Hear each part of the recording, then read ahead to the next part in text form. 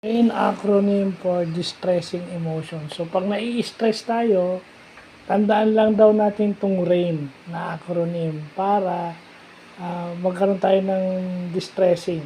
Okay? O yung pagtatanggal ng stress. Yung letter R, recognize. So, unang-una kasi pag nangyari sa atin yung hindi maganda, ang una nating papansinin is in denial tayo.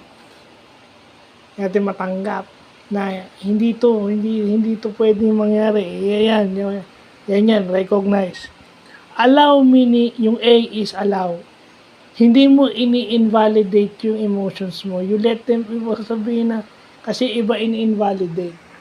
Ang emotions, hindi dapat ini-invalidate. Kasi pag in-invalidate mo yung emotions mo, o ini-invalidate na ibang tao yung emotions mo,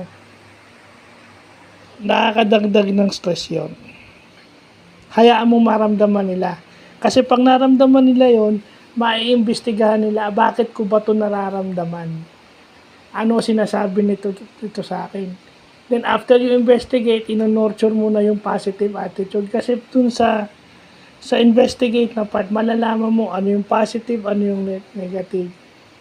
Ang ino-nurture natin is yung positive, hindi yung negative. Kasi minsan, ang hirap sa tao, nino-nurture yung negative part. No, pag nalaman mo, nino-nurture mo yun. At minsan nangyayari doon unconsciously. Di ba? Kasi minsan, ano yan eh, it all starts from invalidating emotions.